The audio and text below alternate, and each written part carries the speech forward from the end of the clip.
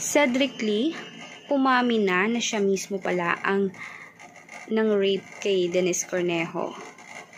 Kung ating babalikan ang kanyang mismong interview at sinagot niya noon na si Bong umano ang totoong may sala at talagang nanggahasa kay Denise. Gayon pa man, dahil siguro ay nakonsensya, bumaliktad ang sigmura, inamin niyang siya. Kaya wala na siyang lusot. Dahil sa kanyang pag-amin ay mas tinuluyan niya ang mismong life imprisonment niya. Hindi naman talaga niya matanggap, pero nadulas kasi siya sa interview. Sa mga sagot nga niya, sabi niya, ang sarap kasi ni Denise eh. Tila parang kakaiba.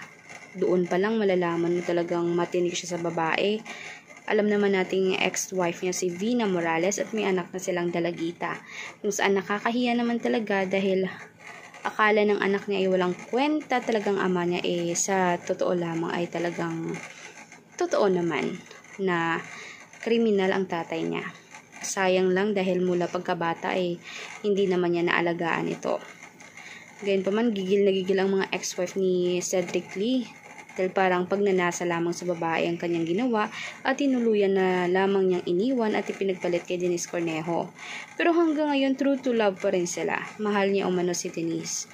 At kahit pumangit man ito, lumosyang man ito, lumobo man ito, ay mahal umano niya. Grabe, may true love pala sa kulungan.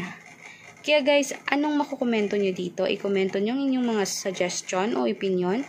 At huwag kalimutan mag-subscribe, i-like at i-share ang ating videos on public. Salamat po.